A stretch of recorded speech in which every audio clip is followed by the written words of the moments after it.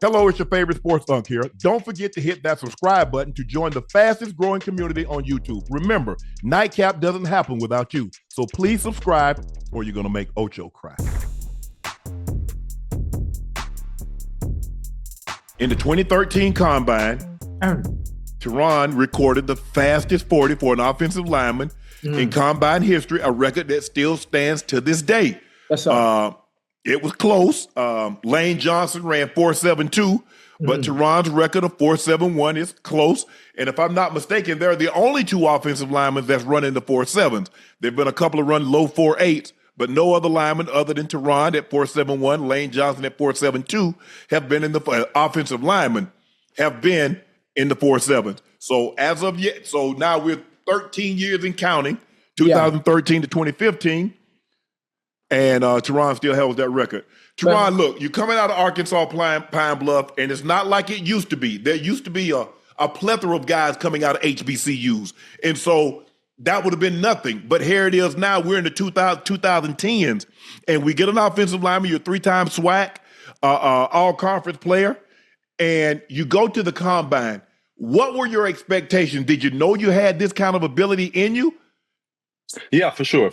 I knew I had the talent and the speed and agility to showcase. I just had to get to the showcase. So it was really huge for me to get that Combine invite. That was monumental for me, trying to get more exposure, get more eyes to my tape.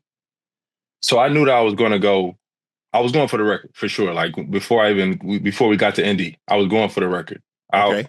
I wanted to run faster, honestly, than that. But I'll take the 4.7. Hey, 6'4", 305. That's moving now. Listen, that's what I would get ready to ask you. I would get ready to ask you how tall you were and how much you weighed to be able to run that fast. Listen, I ain't run number 4.5, so technically, boy, you right there with me. I'm right there on your neck. Yeah. No, I was 6'5", 306, I believe, 304 at the Combine. Wow. So you knew. So what was, if I'm not, I don't know what the record was. What was the record? What was the fastest 40 time for an offensive lineman before you broke it? It was 4.84. 4.84. Wow, you didn't break it. You obliterated it. I needed it. I needed all that. I needed that my moment. I was on NFLnetwork.com, NFL.com for like 2 hours. I needed all of it. So the scouts can go watch my film. Okay, so now you go run that 40-yard dash time. You run 4.71. And that's really yeah, they want you to jump high. Yeah, they want you to do too. But speed is what captivates their attention. Now, you're an offensive lineman. You're never going to be able to unwind that 4.71 again. But you just wanted to put that on tape to let them see, look, you got a phenomenal athlete. Yes, I went to Arkansas Pine Bluff. Yeah, I know you're going to downgrade me. Talking about who did I block and who did I play against. But I'm going to come and showcase my skills and let you see, and then the chips fall where they may. So when you ran that time, did you know, like, okay, I got their undivided attention. I'm about to get drafted. Oh, yeah, no, for sure. We have special talents down in these HBCUs all across the country. We do. So I just needed the opportunity to showcase my skill. I knew what time it was. I was going for the vertical record, too. I missed that by half an inch. So, I knew that I was going to be able to make that splash. And I needed it. I really needed that chance to get all the scouts just to watch my film. I wasn't asking for no favors, but just check out the film and see the dominance. Yeah. Now, also, when I look at the offensive line position, as fast as you were, as far as running the 40, did you have an advantage as far as your footwork goes when it came to playing offensive line as well? Because most of the time, obviously, playing offensive line is all about your hand placement and your footwork. Yeah. And always being balanced. For sure. Did that give you the advantage? Yeah, no, my athleticism, my agility, those were my strengths when I played throughout my 12-year career. Because I'm 6'5", 304, not the biggest tackle, not necessarily the strongest either, but I'm on your ass as soon as the ball snaps. You know what I mean? a lot of jump sets. I had to use that in my game. So finding ways to play to my strength, and I was using my speed. Were you always an offensive lineman? Because with that kind of fast twitch, you might have been a tight end at some point in time in your career. Were you always an offensive lineman? Well, back in my hometown, Cahokia, Illinois, we're known for speed. That's what we do. We run. So I was a defensive lineman and offensive lineman, but I would go play 7-on-7 with the guys, corner, safety, receiver. Damn. Really was like that. Really was like that. I can't do that shit no more, but I really was like that. I can't move like that no more, Ocho. Well, You mentioned, you say, so you what, 34 right now or 35? 33. 33. Terron, you walk away from the game. You're only 33. Linemen normally played in at 36, 37, 38. We saw Jackie Slater play 20 years. Yeah. And he retired at 40 plus. And we see linemen, especially, I don't know your injury history. That's why I'm going with this. Right. Why walk away from the game and all that cheddar out there? You see that money. Facts. No, it is. It's a lot of freshly printed money out there for sure. Yeah, it is. Yes, indeed. I got man, God bless me with so many great moments and great years and a great career. My injury history is extensive. It is. Yes. It is long, and I've been through it. And that's really the part for me is my body. You know, I love this game. I mentally, cerebrally, I can play the game forever. You know, but it's just physically. And I'm okay with saying that my body is slowing down its movements and abilities that I just can't perform at the same level. And I take so much pride in my film. Yeah, man. It has to look a certain way. Like every time I step on the field, it has to look Pro Bowl, all pro. Like that's the brand I want it to leave. So that's the standard. I never want to look like I'm out there getting whooped on. That can't happen. You know what? It takes a lot. It takes a lot of awareness, self-awareness at that for a player of your caliber or any player that's played in the NFL, that's played at a high level to understand when it's time to call it quits. Most of the time, we'll ride the car till the wheels fall off, you know, but no regard for, you know what, I don't look the same. At what moment did you realize that, you know what, I really don't have it to play at an all-pro or Pro Bowl level anymore? At what moment did it hit you? Yeah, I've been dealing with a knee since my third year in the league, but it's been with me for my entire career. So, man, I'll speak on this year alone. I didn't see a practice field like at all, and not because I didn't want to or the Dolphins just wanted me to rest. It's like I literally couldn't walk. You know, I couldn't after a game on Sunday. I wouldn't be able to walk on my own. You know, under my own power until Wednesday, Thursday. So I was only able to play under the pain meds. I couldn't put any pressure on my knee. So it was like, I can't keep doing that to myself, man. It comes that time. 33 and you get to be 40 and all of a sudden you're like, man, what, my liver's shutting down, my kidneys and all the other things from taking those pain medicine, because I've seen linemen have to take Vicodin just to practice. Right. I get the game. Yeah. I get the game. I really do, because you know, hey, that's once a week. But the practice, oh hell yeah. No. Yeah, no, that's crazy. And that was the norm for sure. I didn't want to fall in that cycle. Right.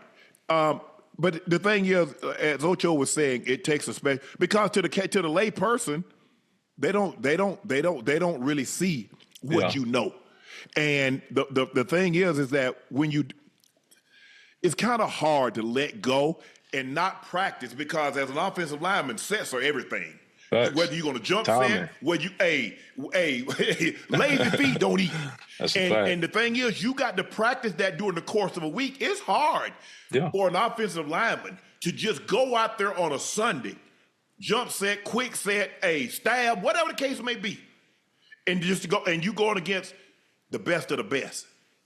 You said it. You said it.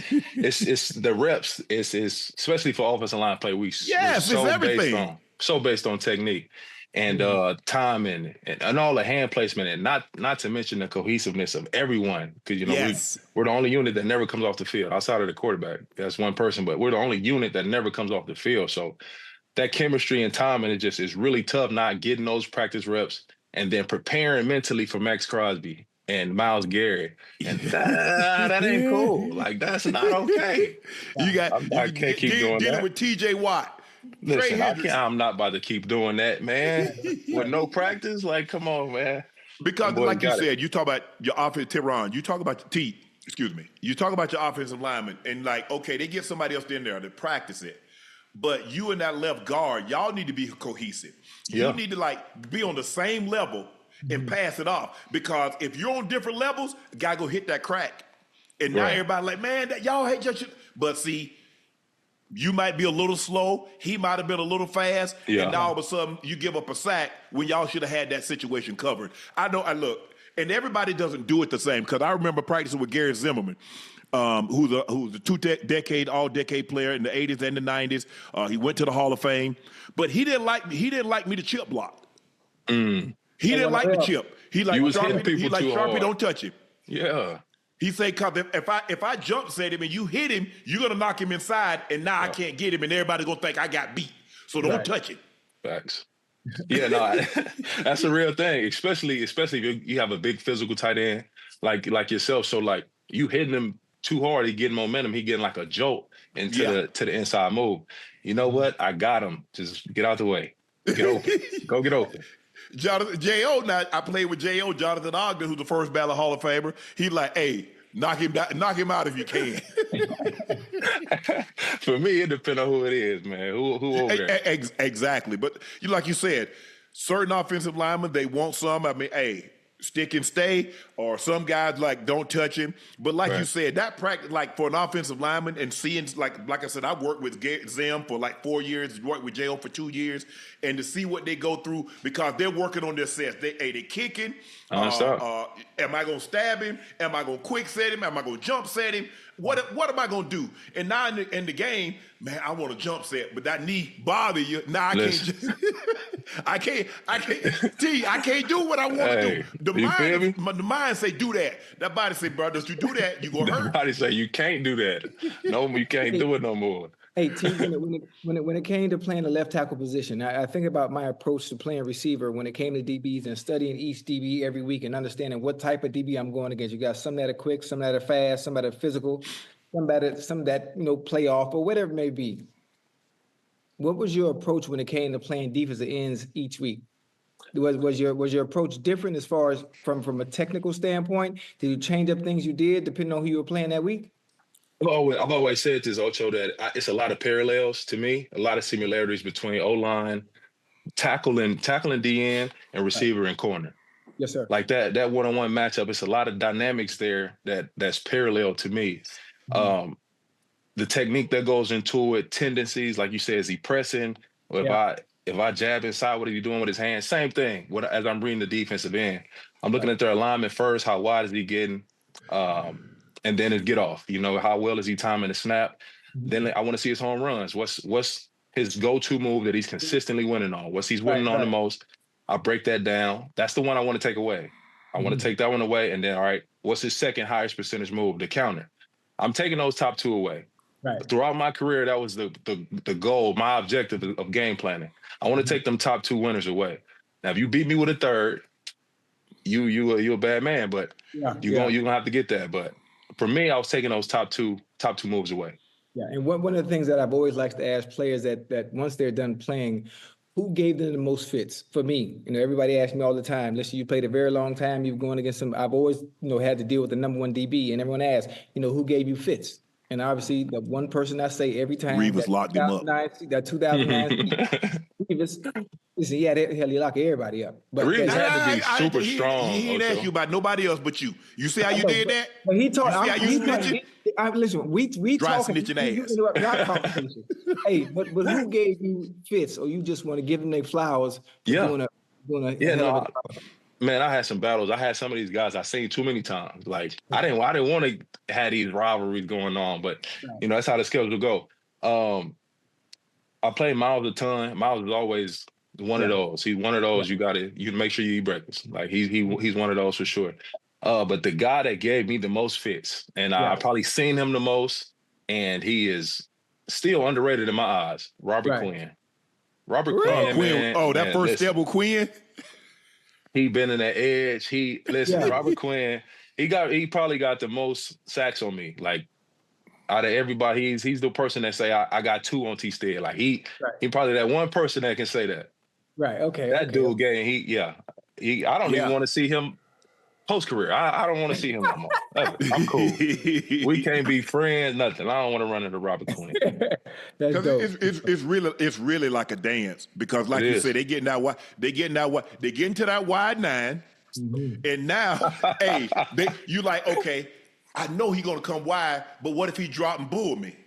Okay, now he gonna hit me, and then he spin inside. So I got all that going into. I got to look at him. Okay, what is he doing? Now I'm kicking. I can only kick so far because the damn quarterback right there. Hell, I keep kicking. I'm gonna be in this damn lap. Yeah. So I can only get probably like two kicks, and then I got to set. And I gotta take. I gotta be. I don't want him to get it. I don't want him to bend the edge on me because these, like you said, Miles can bend. But I also don't want him to wax on, wax off me across my face. Mm-hmm. Nah, all that. We trying to process all that, man. And they lining up in this wide nine, and these athletes are only getting bigger, faster, stronger. Yeah. So it's tough to deal with. Like Micah Parsons for the first time. It was Christmas Day. We in Miami. Beautiful day.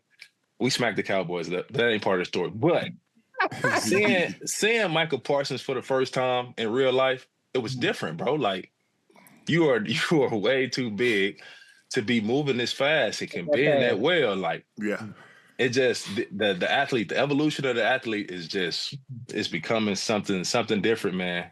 Yeah. I'm cool, y'all. Those guys, it's special watching, playing against Derek Thomas. But the guy that I had the most respect for, I only played against him for 2 years because I was only in Baltimore 2 years. I've never seen a guy his size that quick. Javon Curse. The freak. Man, freak. The freak. The first time I played him. Yeah. Man, I turned around and said, hey, y'all better throw it. He was gone. Lookout block. Dude, he took a step down because I had to step. So I stepped with him. Man, by the time I put my foot down, he was on my shoulder. That's a bad feeling. He get to your shoulder and you ain't extended. Hey, you might as well kiss the baby. That's a bad feeling. That's a bad feeling. Wow, hey, Unc, you saw the picture? I just saw Javon Curse in the airport leaving Philly day before yesterday. Oh, did you? Yeah, man. Before he hurt that ankle, Ocho, dude was. I'm talking about. You talking about somebody like he was like 6'4", 250. I'm talking about 5X gloves. I mean, his hands were like a catcher's mitt. Yeah. Did Curse get in? Did he get into the hall? Nah. He was. I mean, Tennessee. Close. He was at Tennessee. His best year was at Tennessee. Yeah. He goes to Philly, and then he messed up his ankle. Okay. And it messed up his years. But hey, back in the day, dealing with DT, Bruce Smith was fast too. Bruce could bend. For a guy his size, normally guys 270, they can't bend like that. Bruce be parallel to the ground. That move that you see Von Miller do, where he dip under and come down on one hand and get back up. Yeah, Bruce could do that at 270. That's So, hey, that's why you guys make the big bucks. That's why you guys are the highest paid on the offensive line, because you guys got the toughest assignment, because you're dealing with, like I said, basically it's like Ginger Rogers and Fred Astaire.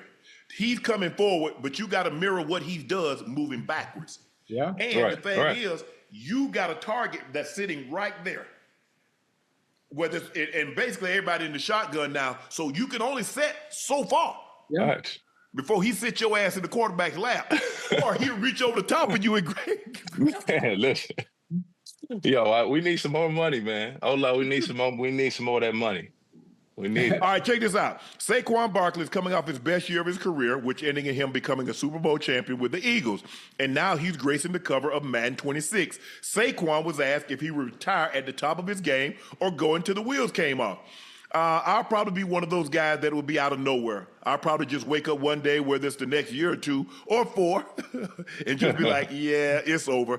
I don't think I'll ever lose that passion. The competitive nature is always going to be there. Probably my favorite player of all time is Barry Sanders. So probably similar to that. Maybe one day, out of nowhere, I'll probably just be balling and just be like, yeah, it's a quit. T. Damn, we just talked about that, because your situation, you just like out of nowhere, like, yeah. Not as sudden. Really, the ones in the inner circle, they knew the situation, and I was trying to push through. I was looking for options to continue, but it's over for sure. Like, I knew it. Not as sudden as like Barry Sanders or Calvin Johnson. Saquon is incredible, Hall of Fame talent for sure. It'll be he can't walk away. All of a sudden, we need to see some more of that, man. That's a special talent. Well, the difference is between them situation and Calvin and Barry, they got tired of losing. Yeah, right, for He's sure. in a situation where you just went to the Super Bowl. Now, if you start to lose, but Barry got to the NFC Championship game in '91 and never got that close again. So Barry got tired of losing. Barry wasn't injured.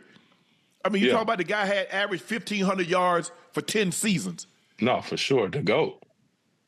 Calvin's the same thing. Calvin's like, bro, man, we ain't getting no closer. Yeah, and I'm going out here and I'm doing all this to my body. Right. What am I really doing this for when I don't really have a realistic chance of getting to and winning a Super Bowl? So I think that's the difference. Saquon is in a different situation. Now, if he was at the Giants, he probably just goes like, one day I'm out of here. But in the situation where he is with that offensive line, with that offense, with that defense, nah. I don't think he just walks away.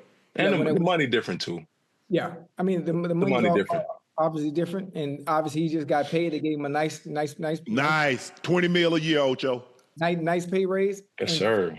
Saquon for a running back for that position, obviously with a position not as being as valued as it is now, but being somewhere now where they appreciate you for what you're doing and they showed you love. I don't see Saquon retiring until he has that coming to grass moment. You know what? I can't do it like I used to. That's a fact. I don't have that exposure. I see it the same way. Oh, I think that'll be the only time he actually calls it quits, when he realized you know what? I can't bend that corner like I used to. I can't hit that A or that B or C gap like I once did. That'll be it. And that ain't how old is Saquon, huh? Probably 26, 27. Oh, boy, he 28. Just turned 28. 28? But here's the thing, though, Ocho. Yeah. Lane Johnson's still there. Mylotta's still there. Yeah. Jurgensen still there. Nice. Landon Dickerson still there. So it's not like you see some of these guys, the offensive line get old and they starting to move them out. Yeah. That's the best offensive line in football. Mm-hmm. They're not going. It's not like they're about to drop off a cliff in the next year or two. Mm-mm. And they got them all in the contract. They just did Lane's contract. They just did Mylotta's contract. Yeah, them boys just did Dickerson contract. Jurgensen is a rookie. It was on a rookie contract. Nah, he ain't going anywhere anytime soon. And you know it's funny when you think about it. As good as Saquon is, and as good as that offensive line is, even if Saquon was to lose a step, let's say in maybe in 3 years, if that, with an offensive line like that, he will still be able to do what he needs to do because they're that much better up front. So he won't be able to go 80 yards without anybody touching him. So now he might have to break a tackle 2 yards from the line of scrimmage as opposed to running through those holes that my old slow ass could probably get 5 yards. I ain't going to hit my head on the goalpost like him, but I might get 5 yards, T. I give you about 3 or 4 yards, huh? Fall forward. I give you about 3, 4. Them legs hurt. I can imagine now. I hadn't gotten hit on him, man, in 2 decades. Yeah, I shattered like ice. You know how you drop ice out of the cup and it hit the kitchen floor? You got to remember, they not hitting like we was back then. Now it's different. No. It's I don't forgot how to fall. I don't forgot how to take a hit. You see, you start losing. Hey, you know how it is, T. When you leave the season and you come back and you had to go to training camp, you got to relearn those stuff. Those senses don't tingle like they did. Yeah. Like once you get going, like training camp, and now you go to the season, they don't tingle them. And now 20 years, man, I'm running the shallow cross this zone. You running through the zone. Hey, they gonna get fined. They gonna get fined though. They might hit you, but I won't be fined. They might get fined, but I won't be fined. That's the problem. That's a word for sure. Yo, Ocho, you switched it up on me, man. You usually have on the Cartier shades. I got 7 pair of Cartier shades over here. I was gonna be Ocho tonight, and you didn't. Real? Hey, switch it up. Let me hold pair. Come on now. Let me see what you got. What you got? Whatever you need. You know what I mean? We in there. I'm Ocho right now.